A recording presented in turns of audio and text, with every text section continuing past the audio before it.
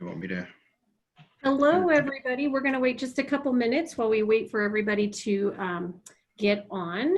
So we'll go ahead and start the presentation in just a minute. Looks like everybody's getting on right now.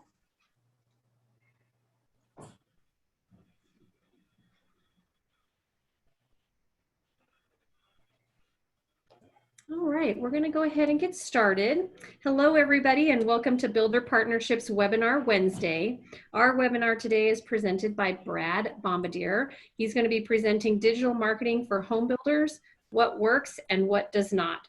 Much of what you learn here today is timeless and extremely beneficial always. Brad has been, we were just talking, he's been working in this arena, as he calls it, since the dinosaur age. Started with search engine optimization back in 1997 and found all kinds of tricks to get his friend's website up to the top of the search engine. So he's got lots of great ideas to share today. Before we get started, I do have a few housekeeping items. Although all of you are muted, we still encourage you to ask questions and participate. If at the bottom of your screen you see that little toolbar, you have a Q&A button and you also have a chat button. You can use those buttons to ask us questions throughout the presentation. If possible, we'll answer the questions during the presentation, but if not, we will move those towards the end. If you are watching the replay and have questions, don't hesitate to give myself or Brad an email and we'll make sure to get back to you as quickly as possible. So with that, I'm going to go ahead and pass it over to Brad so he can start telling you about digital marketing for home builders. Hi. So as Emma said, I've been in the digital marketing arena for since the dinosaurs roamed the earth, back when the internet was brand new and the techniques to promote a company are considerably different than they are now. Today, we're going to talk a lot about the different styles of marketing, but we're going to also dig into a little bit of how digital marketing works. And that's going to give you, some of you might be real familiar with it, and we're not going to just cover home builders. We're also covering manufacturers as well. And so if your questions are specific to your industry, I'll be able to answer those. The marketing that I've done has been both for international and national campaigns, as well as local campaigns. So in addition to that, I have a considerable pool of resources from friends. Our company itself revolves around 9 employees. So it's not just me, it's not a one-man band. We've got a lot of people to help us out. So one of the things that we want to discuss, we did a previous webinar about quarantine and business practices and what advertising is working, but we kind of want to take a look at where we're at now.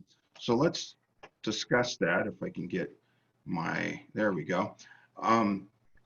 So right now we've got this flux of some states are opening, others are not, and it is definitely having a direct effect on how business is being done.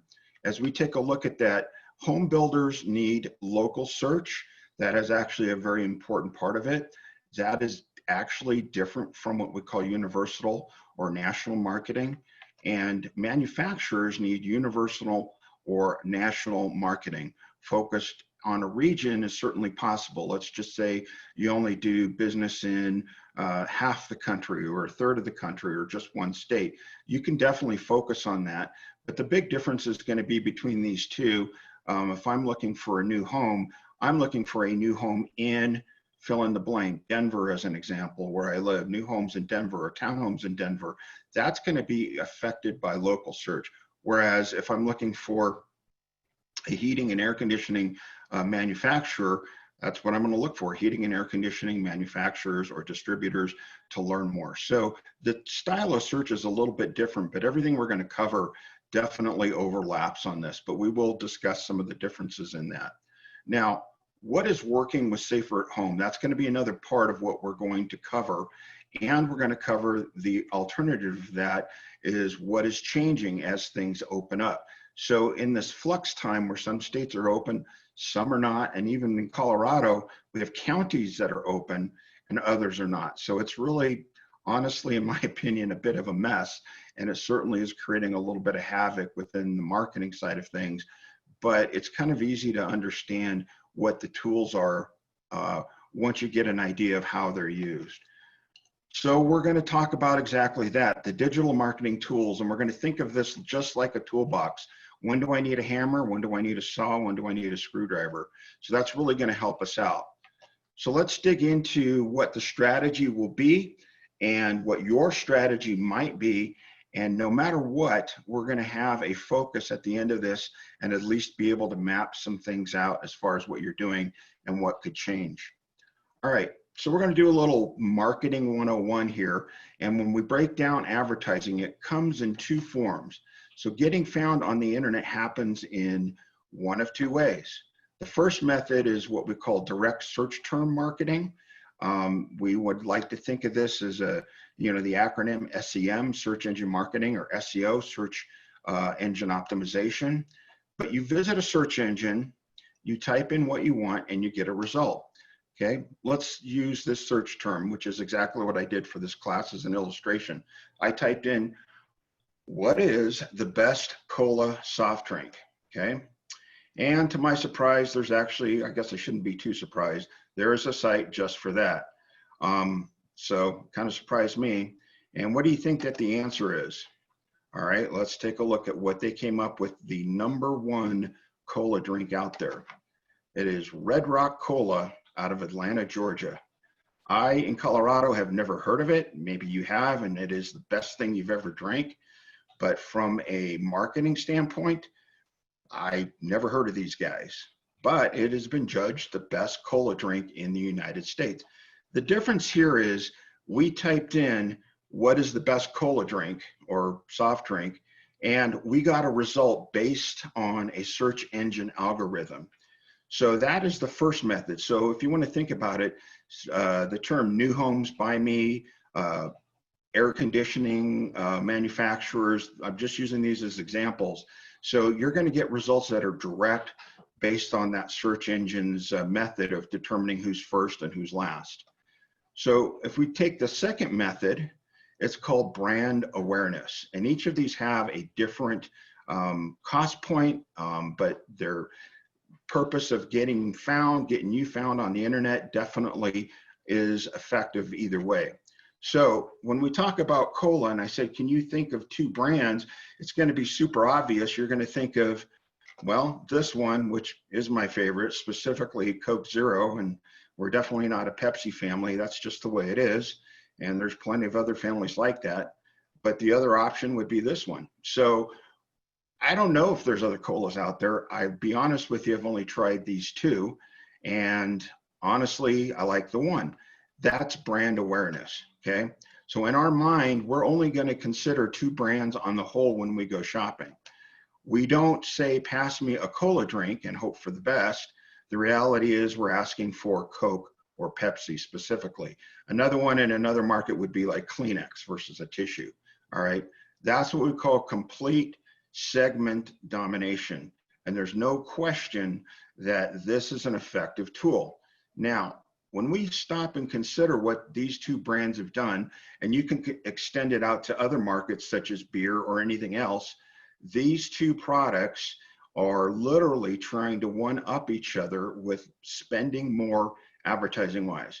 And if you've ever watched any of their commercials or any of their advertising, even online, and your thought process is, what does this have to do with Coke or Pepsi? Well, it might tell a little story, it might get you interested, and then right at the end, you might see the drink. The purpose is to make you aware of that brand and not let you forget about it. So we're going to apply that to search engine optimization, SEM, and other kinds of digital marketing. Direct search, so we're going to cover that one first, versus the brand awareness. Direct search engine marketing, which includes search engine optimization, sells the direct product. And we've already said that. If I need a plumber near me, that's what I'm going to type into the search engine. So think of this like when you go to the store and you buy a gallon of milk. Rarely do you debate the brand unless you've had a bad experience. So every once in a while, you're going to try an expensive brand. Other times, you're going to try the least expensive brand. And if it's satisfactory, that's what you're going to buy in general. Okay. You must communicate what makes you different from your competition to make this type of advertising work though. So in our world, that's what the big difference is. And we'll talk a little bit more about reviews, but that's an important part of it. So when you're looking for a product or a service, and I'm looking for plumbers, I'm going to see a list, just like you would see all the different brands of milk. And of that list, I'm going to make a decision based on what's in their search results. And I'm going to click that. And from there, I'm going to make a decision. So we have two types, okay? Organic. This is back to milk, but organic versus regular milk, which is the choice. That's where you've got to decide once you get to that website. Other things come in there, price, value, quality are all part of the process, but you don't have a brand in mind. The advantages of this type of advertising is it's actually less expensive than brand awareness, and it has an excellent return on investment. Consider these all warm leads. I went into the store, I wanted milk, I bought milk.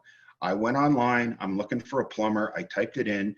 They're going to call, and when they call, if everything's perfect or right, as far as your information as a business, they're going to move forward, okay? It's great for when advertising dollars are tight. I do have budgets as low as a couple $100s, but those really aren't that effective. Generally, you know, you're looking for budgets somewhere in the 1,500 to 2,000 range, just to kind of give you an idea, okay? Let's talk a little bit about SEM and SEO continued, okay? Here's the disadvantage: causes poor retention of customers. If we go back to our model of milk, okay, I don't remember what milk brand I bought. It was just milk. And so that's happened to me numerous times. I've called in a service provider, or I've called on something and I went by an internet search, I clicked them, they came out, they did a great job, and I can't remember who they are. So this is a good example of why you need other types of advertising to augment what you're doing. And here's an example. So you bought your milk, you're on the way out of the store, and then you see Oreos, okay? You buy them, that's a display, okay? And then the second time you go buy Chips Ahoy is the second time. So in this particular case, we've got to market the Oreos to keep that in mind. So every time I buy milk, I want them also to buy Oreos as well. So the other part of this is that this part of advertising can be very technical at times to get the greatest return. So if you're really pushing it and you're looking for market domination, then that is something that you want to consider. The SEO with the search engine optimization is going to be based on the quality of your website and certain metrics. So this part of the world can be a little on the technical side. SEM, the terminology there is search engine marketing. So let's go back. Search engine optimization is how high quality the writing is on your site, how effective it is for mobile devices. Search engine marketing is the paid advertising side of things. Organic, which is when you type in something, we'll look at exactly what those are. They're broken into two areas: on-page SEO and off-page SEO. And just as a tip, if you're hiring a company to do SEO for you and they do not do both, then you're missing out on 50% of the advantage of organic. And I would just literally move on to the next company. There's plenty of companies that do SEO, but the only thing they do is the off-page stuff, because honestly, that's the easier of the two. The very technical side is adjusting code and things like that. The advantages overall is that the ROI is very direct and it returns very immediately when you get good results, okay? It's great when, as we said before, when advertising dollars are tight. Some companies, small companies, service providers, will be able to get good results and be busy enough for them just from their organic. That's pretty rare, but it is possible, okay? Now, when we're talking, Brad, I have one quick question that came in. I'm not sure. Something about, you mentioned $1,500. Is that per month or per year? Oh no, that's per month. That's per month. Okay. I'm kind of throwing out numbers, but the $1,500 a month for this type of advertising is generally, we all just about always see in a local situation, good results at that price point. Okay, locally, that's home builders, service providers, anybody. So we'll see a decent result. Now, immediately your response is going to be, ooh, that's a lot more than I wanted to spend. Well, if we break it back down to what we used to spend for newspaper advertising and so on, it's actually for the return far better, because if we're a home builder and we're typing in new homes near me, okay, you're going to be at the top. It's just guaranteed for, you know, a period of time. So that's kind of how that market works. The $1,500 isn't an absolute. I run plenty of home builder campaigns that are less than that, and then I run some that are higher than that. But you'll see a decent return, in my opinion, in that range. Okay. And that's locally again. Okay. All right. Whether you're going to do SEO or SEM, you need a solid mobile ready website. Your site is 100% judged on the mobile side. The desktop Google looks at, but it doesn't rank it based on that. So you're going to need a decent website. This is just McCaleb Homes out of Oklahoma City. They've got good call outs, click to calls. The menu shows up well. You know, the pictures look good, even in mobile, and you want it to be responsive, meaning no matter what size screen it is, you'll still be able to get to the information. Good call outs and calls to action. You need to test the site even after it's built on various different devices, iPads, iPhones, whatever tablets you have, you know, Android devices, etc., just to be sure. All right.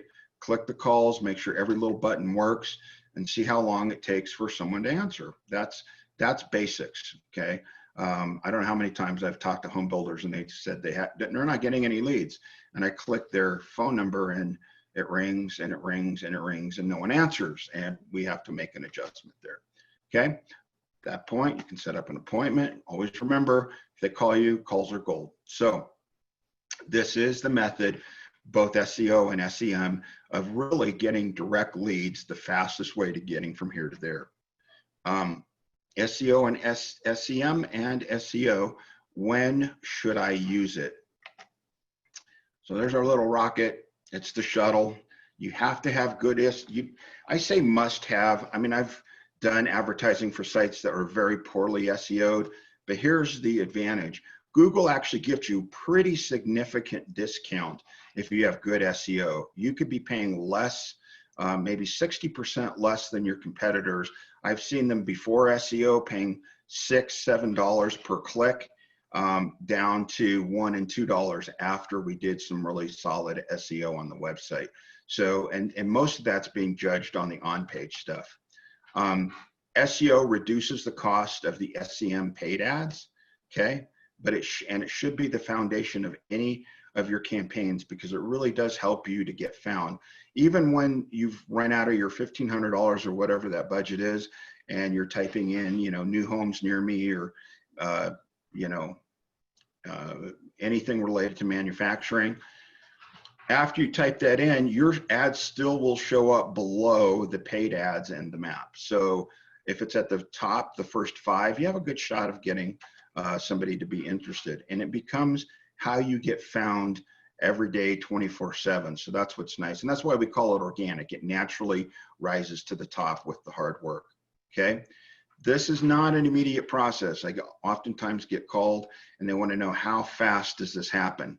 And you got to be slow, and it's a little bit on the slow side, and it's patient, because even if you do all the work you can, it can take up to a few months for Google to recognize that you've made a lot of changes. You want to focus on progress. I do get companies all the time that say, look, I'm not number one. I'm not number one. I'm not number one.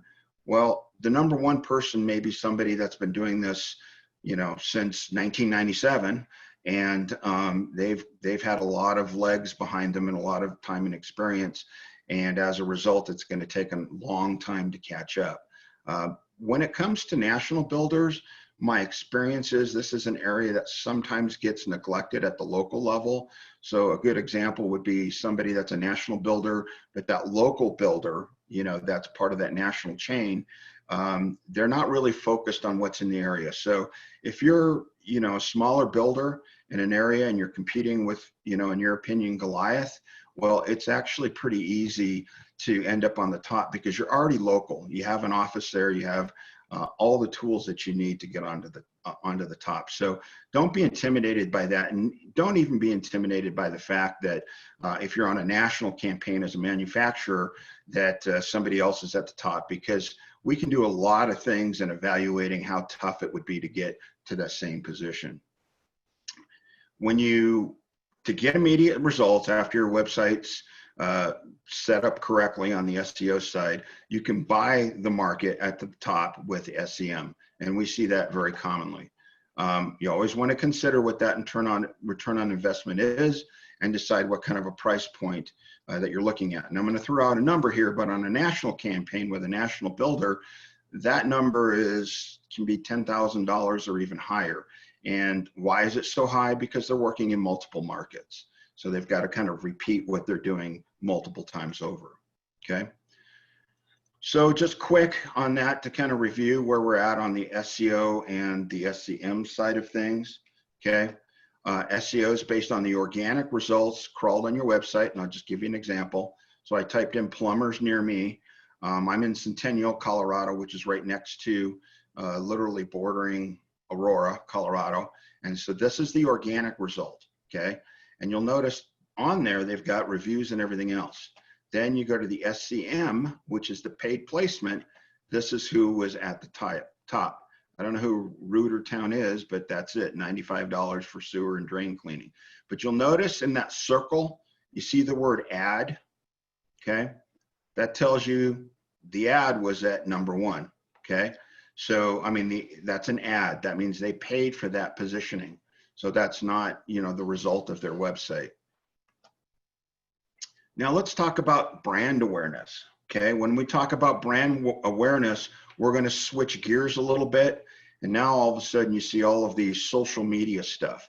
And when you realize how the two relate to each other, then you'll get an idea of where the strategy comes together, okay? To be brand aware, you must be everywhere at all times. So you're going to need to, and that means to dominate. Obviously, there's a huge advantage with, you know, being brand aware. But if you want to dominate your market, then you're going to need to use all the tools that are available. And we'll talk about what those are. Every time somebody thinks about your product or your service, it's kind of like the Coke or Pepsi thing, you come up, okay? You got to be a trusted brand, all right? That's going to be very, very important. Our primary tool for getting that done is social media. That gives tons and tons of impressions upon your brand and what you guys do. And actually, in reality, those views aren't that expensive. Those budgets are actually, when you're looking at a full campaign, less than what we were talking about for the SEO and the SEM. Here's the advantages of these. Coordinated campaigns ring the bell. If you're trying to deliver a message and you're doing it across Facebook, Instagram, YouTube, and I'm just doing this more from like a home builder standpoint, Google My Business, you're going to have a nice return on investment. Are you going to get the leads you want? That's a good question, but you're definitely going to get a dramatic increase in the quantity of traffic and the people that will see your brand, okay? It can appear at times like you're everywhere at one time, and we'll talk a little bit about remarketing ads with that. The cost is considerably less than the other style of marketing that we just talked about, the SEO. SEO is usually a fixed price, but the SEM, you know, usually you do need to spend, you know, dollars, similar to what I was saying, to get a decent result in a particular market. But the cost here, you can go pretty far on Facebook and Instagram with anywhere from 2 is a little on the low side, $200 a month. 3 to 5 will actually get you pretty decent return on investment. I know that I've done a concert in the immediate area, and that budget was higher because we needed to really just bombard the market. So at $1,500 or above $500, you're really hitting it pretty hard. So, and you don't want to get people tired of your brand either. So you're just going to have to decide, you know, where you want to be with that. But generally, a budget between 3 and 500 there really works pretty well. You're going to get more exposure for less money. You're really here selling the sizzle and not the steak. And the reason I say that is very simply with AdWords or any of the other Bing advertising, you've got to make a statement. You've got to give the reason to click this link. You've really got to sell what your products and services are. You saw that on the 2 examples I showed that the reviews do show up there. And if those aren't good, then you're going to have a hard time selling. Here, you don't even need to have a track history. It's just simply, you really need to click this because it's a great idea. And so specifics just aren't as important. It is less intensive and considerably less technical than the other ones we were just talking about. So now we're going to talk about some specifics. In this case, we'll talk about Facebook and Instagram. The reason I put these 2 together, they're different platforms, but they're owned by the same company, which is Facebook. And they actually own quite a few applications, but these are their 2 babies for making money. You definitely need a Facebook account. That's an automatic. You just can't get away from it. You won't be able to advertise unless you set one up. I highly recommend making that as physically complete, every little box checked, hours put in, everything you can possibly put in there. You know, you can even add some web page information, things like that. It really does give you a lot of flexibility.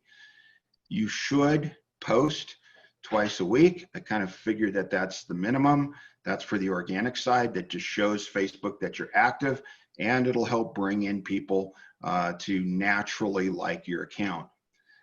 Insta, I call it Insta, most people do. Instagram, you want to update that regularly as you take pictures. It could be of homes, it could be of people in your office, things like that. And this is on the organic side, meaning somebody's actively part of that. Instagram, setting up an account for your own company, you don't have to do it in this particular case. And the reason I'm calling meh is that your physical account, I know some people have very successful ones, but it's not going to return to you as much organically as direct advertising on Instagram would. So it's still valuable. I recommend it. But, you know, somebody's got to be kind of active and just posting a little bit. Doesn't mean you need to be a zealot and have somebody doing it all day, every day, but just a couple times a week, put a few pictures on there. You should be social. I've lost track of how many of my clients I have to literally email and say, hey, somebody's asking about your products and services directly through Facebook messaging, please respond. You can turn on all those messages. They won't drive you crazy, really. Just every once in a while, answer them. That would be a good idea, okay? Advertisement in these arenas on Facebook and Instagram can be extremely granular if that's what you want. When you're looking at demographics, boy, you can really drill down.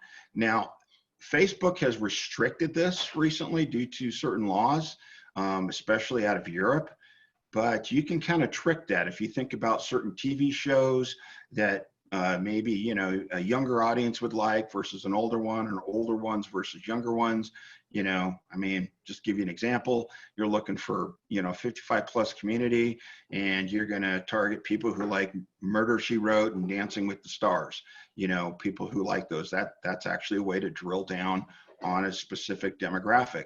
It used to be we can actually get it down to neighborhoods and where people work and things like that, and that's been removed. But you can be creative and find out and get to the people that you want. It has a solid appeal and is based on demographics.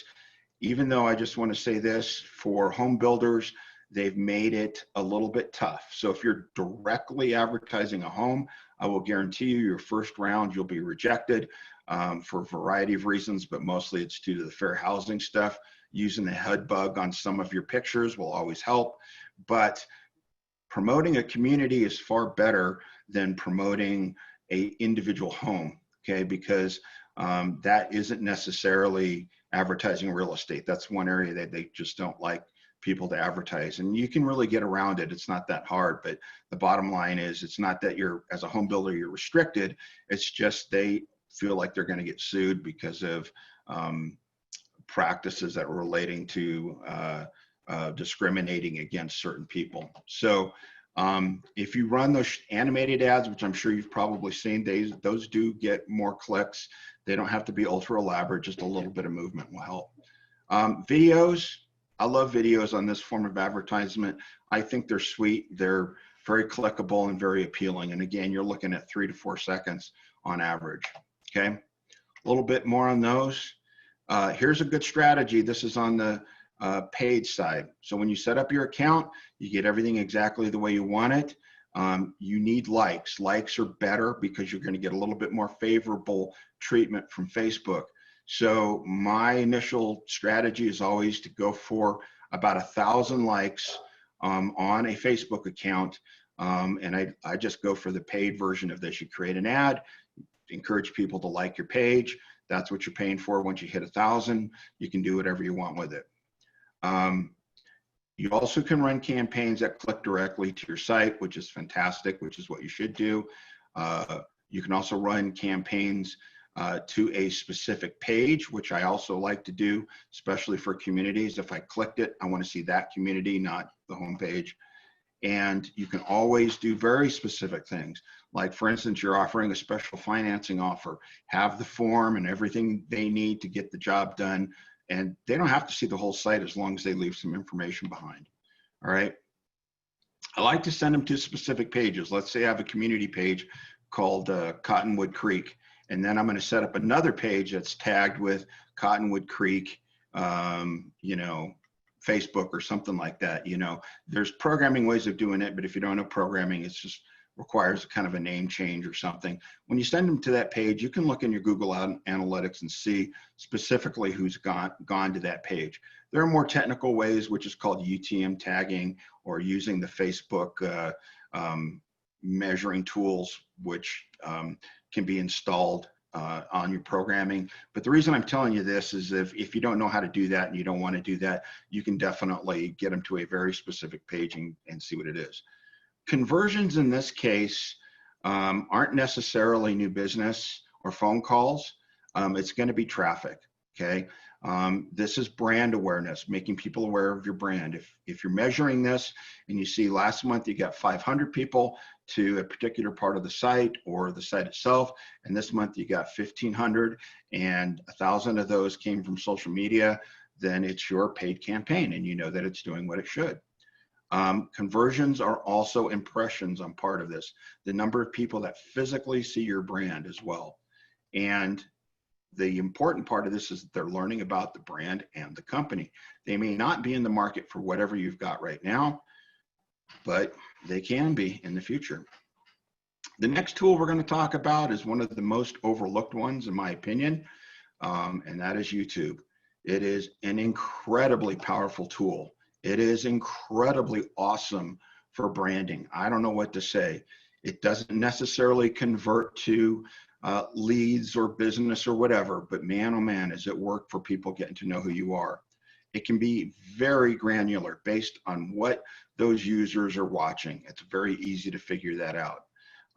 You can identify demographics just by looking at those channels and finding out if they're looking at, you know, things for children, you know, if they're, and then, you know, those aren't the channels you want to advertise on, or you're looking at adult things, or you want to look at people that are a little bit older. YouTube is right up there with network television as far as the number of users. And I don't have stats on it right now, but I can tell you right now, I think it's rivaling it, especially with the pandemic. People watch everything. I am amazed. I've done experiments where one experiment we did was with a lumber supplier. We put up a class on DuPont Tyvek, and it was a 2-hour class. And I'm like, nobody's going to watch this. And I was shocked. I'd say 15% of the people that saw the video watched it all the way through. And I was like, holy cow, that's amazing. So it's truly, there are very few home builders that are involved in this. So definitely look into it. And the same is true with manufacturers. I just don't see that many manufacturers doing this. It's truly open, and the advertising is inexpensive in my opinion, and it works. We get low conversions, meaning actual people making phone calls, but very high impressions, people learning about your brand. these can have prime time like numbers depending on what your budget is. You're going to get real commercials on a network platform that pays you, but you only have to pay when people watch the commercial. That's pretty amazing. So you can produce your own channel if that's really, really, really what you want to do. Produce your own shows and promote it that way, or you can create shorter videos and have those be what we call bumper ads. Before the YouTube show starts, you'll see the ad, and then possibly after they'll show something like that. So those are very effective, and we'll talk a little bit more. You might want to write down this website. It's called Social Blade. If you're interested in YouTube advertising, there's another way in which you can advertise, and that's to directly sponsor that YouTuber. Okay, there's other formats for Instagram and things like that, and we all have heard the term social influencers. Social Blade will give you the opportunity to do this directly. Don't get me wrong, you're looking at a couple thousand or more in this particular case, but you kind of get your own spokesperson. So if you like what's going on, you'll see right here, this guy's rating, but he's got 309 videos. He's got 500,000 people that watch his channel and 124 million views of his videos, actually almost 125. That's actually pretty remarkable. So this is just in the world of home improvements. If you want your own Tim Taylor, here he is right here, okay? Now I'll give you some of the bigger dogs. This is one of the newer ones. This is John Krasinski, and he created the Some Good News channel just recently in March. You notice he's got an A+ rating. He's got 2.45 million subscribers, and his views have gotten over 64 million, and that's in a short time. Now, a YouTube partnership, as you would guess, with him is going to cost considerably more. The higher up the food chain you move, the more it's going to cost. So this is with you directly in contact. That's how you get to, this is one of the many methods of getting to what we call a social influencer. Does that really work for home builders? Not so much. Could that work for a manufacturer? Definitely. It's definitely a strategy that you might want to consider something different. Let's go back to YouTube. We like bumper ads. That's my favorite. That can be far cheaper than some of the other methods. It shows your brand. You show your brand in the first few seconds, okay? And you're only charged when they watch past a few seconds past that, somewhere between, I think it's 3 to 5 or 5 seconds. I'm not sure what the numbers are now. Used to be 9. But if they watch past 5, then you're going to get charged. If they don't, they click the skip button immediately. You don't even get charged for that, okay? It gets your brand out at no cost. So it's like getting an ad on your local news network, and if nobody's watching, then you don't even get charged for it. So I think that's a huge advantage. Let's move on to one that covers both sides. That's Google My Business. It's excellent. If you have good reviews, you got to maintain those. It's excellent, and it posts the same just like Facebook. You need to post on a regular basis, so you need to post on both sides. The very location is also critical. So meaning, if I type in the word near me, that's where they get that data from. If I'm typing home builders near me, then I'm going to get it because it's going to go by the Google Places page that's closest to me in location. It is an absolute must. In my opinion, you can't have a business without having this updated. And that profile has to be as complete as possible. You want to hit that 100% mark, and they'll tell you when you hit that. The tracking will be less to your site, meaning you're not going to have that many people that click from here to your site, but you're still going to have some traffic, which is a positive. And this is, I'm referring to organically, that's unpaid, okay?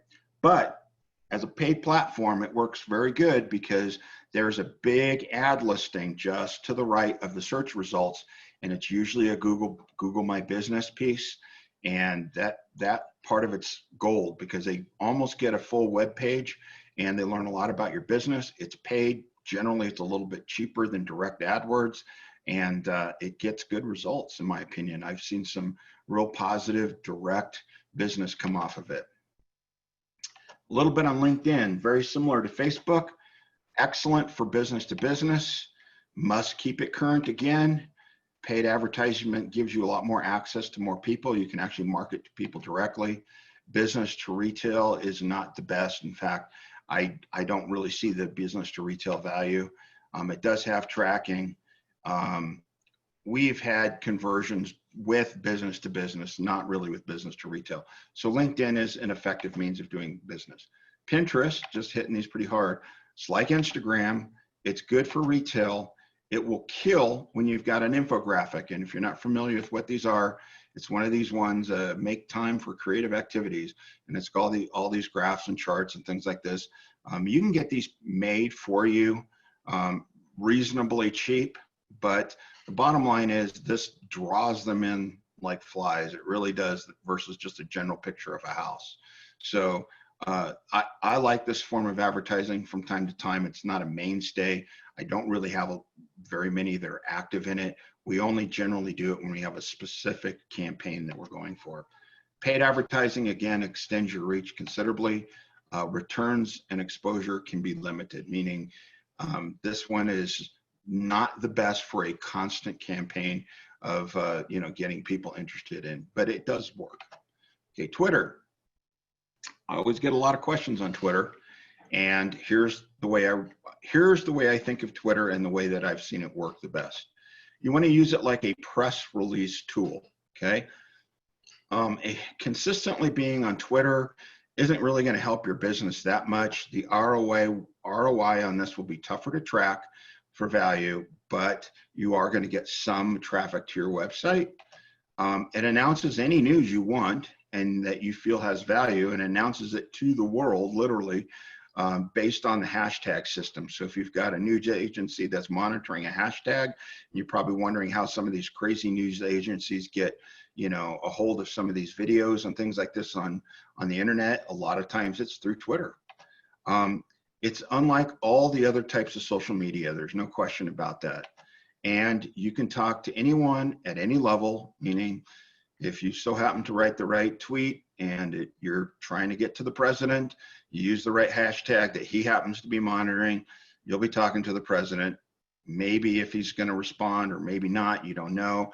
But same thing with any celebrity that's monitoring anything related. So I'll tell you a little bit more though. You are talking to the entire Twitterverse at once. So I can't stress how important it is to be careful. I can also stress this. It's not uncommon to see the wrong thing at the wrong time, and it just gets you burning inside, and you want to respond with something quick.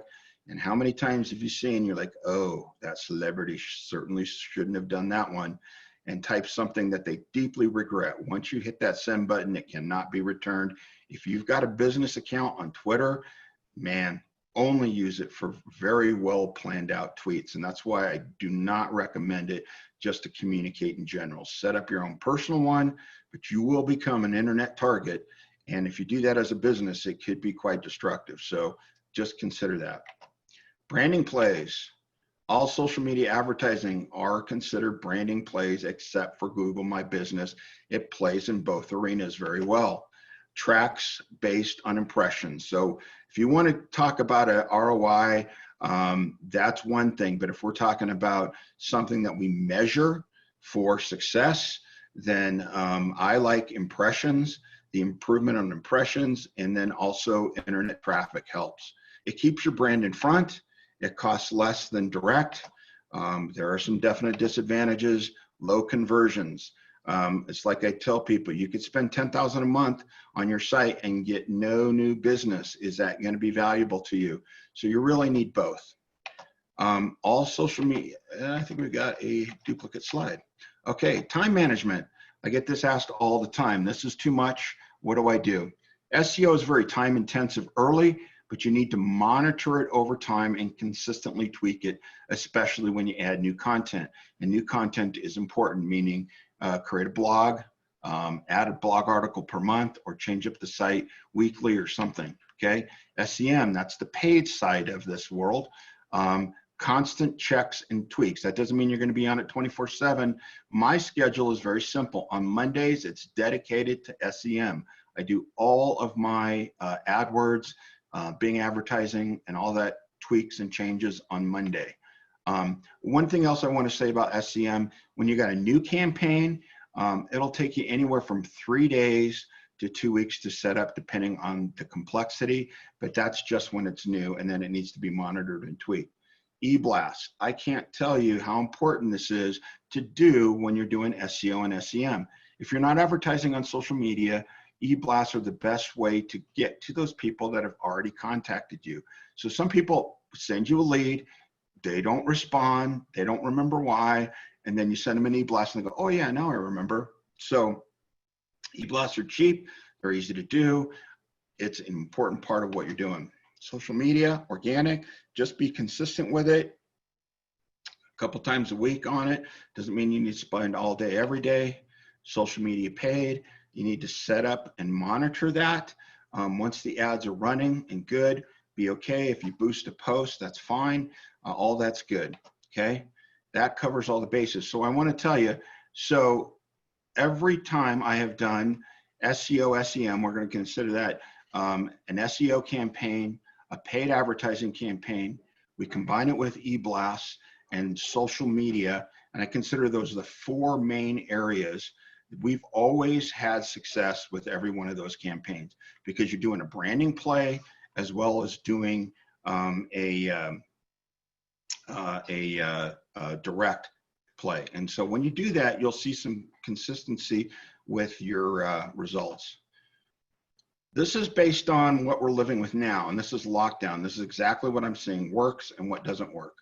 With the stay at home, so if you're in an area that's still under stay at home, okay, social media with a message has been working. It's actually been working very effectively. We're actually seeing real ROI. This includes the paid ads, and we've been doing more that say we care, and they've been getting a far better response. If you get super cheeky with it, or you're pandering to people because of the pandemic, then you're going to get really bad results. But if these are sincere, you're going to see some good results. It doesn't mean you can't promote your business, but you can say, hey, we care, we're taking these steps to protect you, and see us through virtual video or whatever else you're going to do. Paid ads for branding are doing better in this case. We've seen that as well.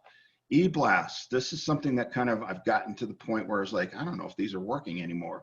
All of a sudden we started doing eBlasts, and boy, they were causing direct conversions. So eBlasts have been very effective. Our theory on this, and it is based a little bit on some research, is that people aren't as locked down as they would be in an office.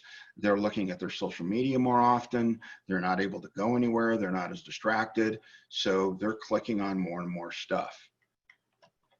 Invitations to virtual events like this one is a good example, are working well, okay? YouTube ads have been very successful. And now we're going to cover a little bit about safer at home. Now this is when you've got a limited opening, okay? AdWords and SEM are doing better in these markets. Organic is killing. I think people are scrolling through the results a little bit more. We've seen it where it was in the reverse. With stay at home, that means they are locked down, but some things are open, okay? I would call it social media again, where the message is working, but the message is we are open, if that's the case, or however you're able to communicate with people. All right, paid ads and branding are doing okay. So I guess what I'm saying is if you want to do a little shift away from one part of your advertising budget to a little bit more of another, that's been working. eBlast, not as much. We're not seeing as good of a return on the safer at home people. It's good, but it's not as good, okay? And then YouTube ads are working. Fully open, AdWords and SEM are killing. Organic is killing. I mean, we've seen increases in traffic, and when comparing to last year's traffic, man, it's much higher, 30, 35 to as much as 100% better. Demands are very high right now, and it's very interesting. And I think it's just because people haven't been able to buy anything and now they want to. Social media is pretty much at the norm. Again, the message has got to be very clear that you're open. Paid ads for branding aren't as effective. When I'm talking about effective, I'm saying for direct conversions, getting leads. And then eBlasts, not as much. People are kind of back to forgetting about them. Doesn't mean you shouldn't do them at all, but I'm just saying these are the things that are truly, truly effective at the top of that list, okay? That is it. That's all I have, and I'm certainly I've got a few questions that were sent in to me. And I'm going to cover these kind of quickly and then we'll kind of open it up.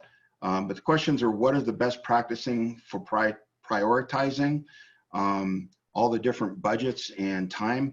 Basically, as we said in there, each one has its own amount of time that's required, but the SEO is the most time intensive. There's no question about it. Its results are slow. It gets the best ROI, but it takes some time and it takes some effort. I can show anybody any campaigns offline using these tactics. It's pretty much anybody that is doing all of them. The bottom line is that, you know, most successful is a grout cleaning company that went from dad and son to over $1.5 million in revenue and over nine trucks doing that work. And I've also got home builders as well. Budgets, that's really going to depend on what you want. If you want a truly good national campaign, that's a budget that we can talk about. If you're doing something local, those price points inclusive should be somewhere between $1,000 to $2,000. There is a point that it caps off. So let's just say you had 10,000. It doesn't mean you're going to get any more business. There's a sweet spot in there, and that's what we're looking for. Data sets and KPIs, key performance indicators, it depends on your goal. But if it's a branding campaign, I'm looking for clicks to the website. I'm also looking at impressions to a degree. And then I'm also looking at how many people are typing in the brand as the main search term and finding it out. I want that to be over 50% of all the searches being done. That will tell me that. If it's direct, like search engine optimization, I'm looking for leads more than anything. Digital marketing and in-person interactions, do we see digital marketing as creating qualified leads? Absolutely. In fact, it's the main door for people. It's the storefront. I've seen numerous houses sold directly off the internet, especially in this time when people haven't even showed up. Do you need an e-commerce store for this? No, not unless you're going to physically sell that product. You do not need an e-commerce store, but you might want to show off what all those products are. But for the most part, you do not. I've never seen us need a e-commerce store. Tools, I like SEMrush. That's SEMrush.com. That's one of my favorites, $150 a month.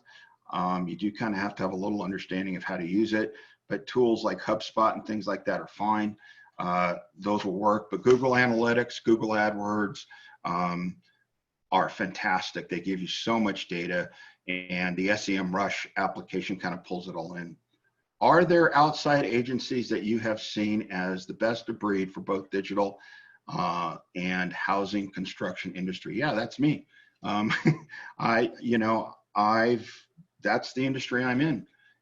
I do home builders, I do construction, and I do service providers related to that. So we've done other types of campaigns, but I've, like I said, I know that's tooting my own horn, but I really believe that we've got a great team and do a good job. So I'd like to open that up to anybody else that has any other questions if we have time.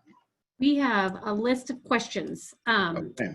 So somebody was asking if you could confirm that on page SEO refers to optimizing the terms and images on your website pages to be found by Google or other search engines. Search engine optimization requires you to optimize the site. You must edit or adjust what are called title tags, and that's the little header at the top, which is the little tab, and you need to add a description. And there's, just type in, how do I add a description to my web page, and you'll get that as well. Those two things are critical, but here's what needs to happen. You have to have the title tag match the content of the site, and there's a tag called H1, which is any of the headers on your page. You need one header only that needs to match somewhat close to that tag, that title tag, and it needs to match the text. Images such as alt tags and things like that, those aren't as important as they used to be. But if you name them your search term and then add alt tags related to your search term, I hate to use this term, but it is kind of a good way to add a little keyword stuffing, to add some more in there without getting any penalties. So the other side of that, though, which is just as important, is linkage. And that means those are votes. So if my site has 10 links and your site has 100 links, and we've got just as good as on-page SEO, that off-page SEO will cause you to rise to the top. And linkage, just if you go to Wikipedia and type in page rank, it'll give you all the details on how that works. And that's actually Google's patent for their search engine. So you can imagine that it's still important. So the quality of the page that's linking to it is just as important as the quantity. So quality and quantity are the two things you're looking for. Okay, so this one's similar, it's related. Does adding alt tags to your photos help with SEO? And should we be inserting keywords instead of just the description of the photo? They want the description. They want a nice, detailed description. Keywords it's gonna cause them to ignore it, is what's gonna happen. So you wanna add a nice new home in the Cottonwood community in Southeast Aurora with beautiful 3-bedroom, kind of like what you put in MLS. If it's a manufacturer, just write a short little, and a few sentences. Is that a game changer? Nope, it is not, because I've got plenty of sites that sit at the #1 spot or near the top 3 or 5, and we really haven't worked too hard on alt tags. And it doesn't rank, it doesn't change the ranking, it just helps the overall recognition for those search terms. Do you find that people tend to avoid ads when using Google and scroll to the organic websites? No. What we find is that on mobile, they're going with the first 3 to 4 results. The first 3 results are always paid. You can't even see the organics till you scroll down, and that's where they're starting. So that's going to be primarily a mobile play. If you're on a desktop, laptop, etc., some scrolls, some do not, just depends on the time frame. We're still seeing about a 65, really kind of a 60-40 split. And most of the traffic that results from, no, I wouldn't even say that. I'm getting a 60-40 split on AdWords as well. So meaning the overall traffic, 60% mobile, 40%, and the organic, we hope, will eclipse the clicks, the paid advertising, but there's some sites that it doesn't. So no, we're not seeing that at all. If it's the right product at the right term, then people are using both. Next question. Would you suggest using the majority of your social media marketing dollars towards retargeting ads? No, not the majority. I love retargeting ads, and I actually had 2 slides in here about them showing what they are. Basically what they are is a little cookie, and you've seen all the warnings about cookies. It's just a tiny piece of programming that gets put into your browser, and then everywhere you go, you keep seeing ads and ads and ads and ads and ads. It should be a part, if I'm cooking up a strategy for a company, like I'm working with a general contractor who does roofing and exterior stuff that I'm working with right now. We've just started on social media stuff. So our first step is remarketing. So I love that, but we need to also get those people on Facebook and Instagram and so on. So you're kind of limiting yourself just to the search engines, and people are spending a lot of time on social media. So you do need to consider mixing it up. Next question. What does granular mean for a small builder? And thank you for the webinar. Well done, Brad. Oh, well, thank you very much. Granular just means very, very, very focused, okay? When I say granular, I'll give you an example. A Facebook campaign for a builder, they had, I'm just gonna use the names, Boeing had a major shift in one of their products, and that was coming to Oklahoma City. And they kind of got, I wouldn't call it inside information. It was public information, but the builder found out about it through a friend at Boeing. And so we literally set up a Facebook campaign that said, hey, are you relocating to Oklahoma City? We have specialists right now that'll help you get into the, get into a new home, and they offer some incentives as well to help them get moved in and things like that. And we marketed it to only Boeing employees.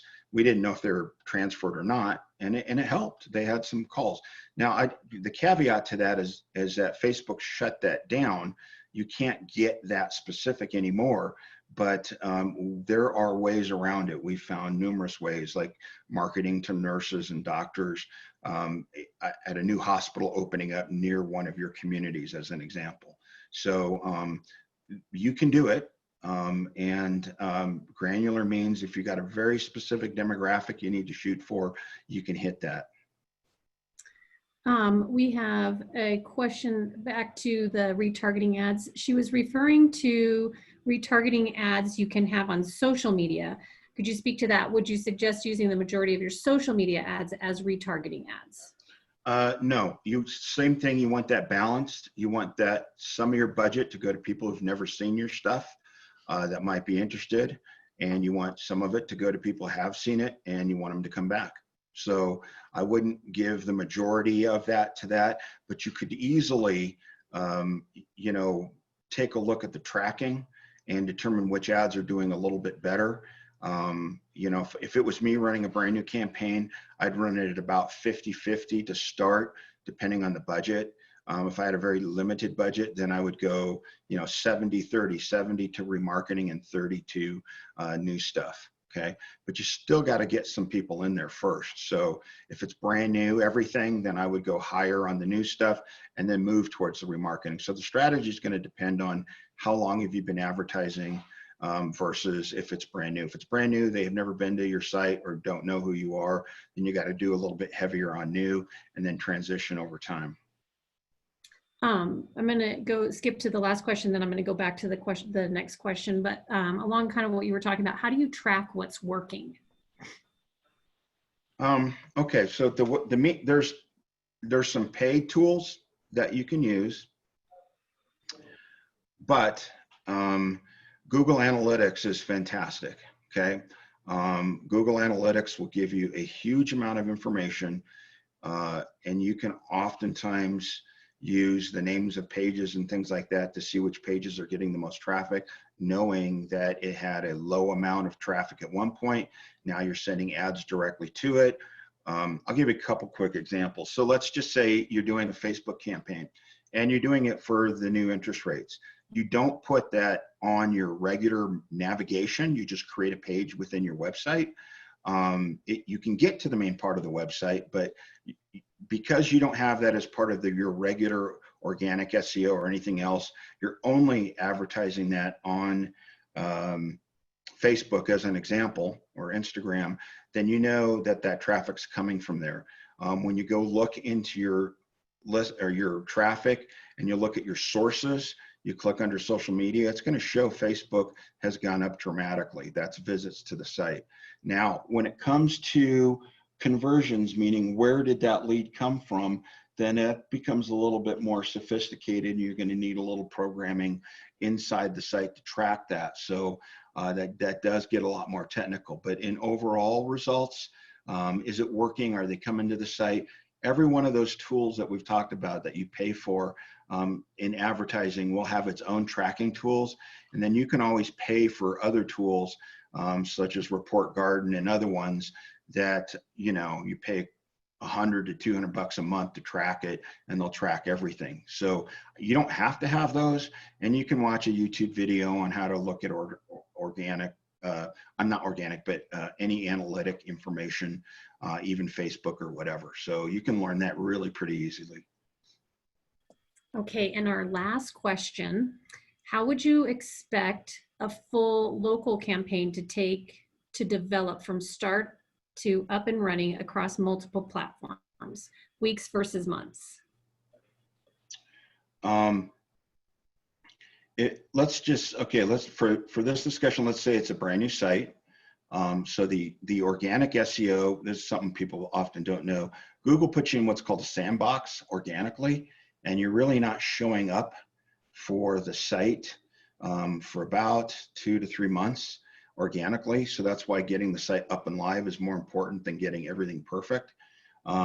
So if I'm doing it 100% paid and I'm working with AdWords as well as social media, I am going for every 1,000 visits to my website, at minimum, I'm looking for one lead left behind, a phone call or whatever, that they found my site through that method.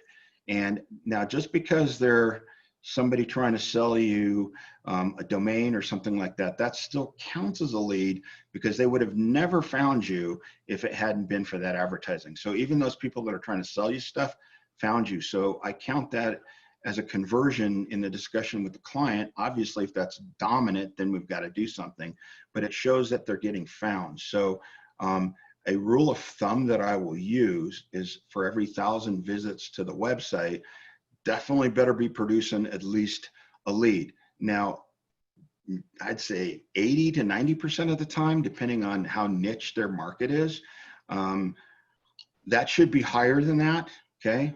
You know, something that's on high demand, such as home building or some kind of services and stuff. But if it's a low demand item, I'll give you an example. I got a client, they're energy consultants, meaning they consult with companies, not on how to save money, but how to invest in energy. It's very, very niche. So it takes about 1,000 visits to get one lead, but those leads are super high price. So they're super, you know, to their advantage. So for a new campaign, that's that rule of thumb that I start with. But I usually like to see that to be far higher than that. And then we go by business after that, how many, you know, calls are going on, how much money it's brought in. And then over a period of time, let's say it's year to year, we talk about how much more business they've got this year versus last year. So I've got a client that's a painter and he's doing 25% more. I've got a home builder that's improved by 10% in sales over last year. And then this year he's on track to do far better than that. So that gives you kind of an idea how we can measure that. But in the early phases, weeks, you're not going to see that much change. Over a month to 2 months, you should have had a couple of leads within that time frame. And that's it. We've got all the questions answered. Okay. Thank you so much, Brad. It's a pleasure doing these with you. And thank you all of you guys who were able to join us today. Remember, next week is Webinar Wednesday again, and we'll have Dave from Bamere, and he'll be talking about embracing digitized estimating and cost controls. So we'll have another exciting topic for you all for next week. So, John Karowski says, thank you, Brad. You're welcome, John. Well, thank you guys so much. We look forward to seeing you at more of our webinars. Have a great day, and we will see you next week. Thanks, guys. You bet. Bye. Bye.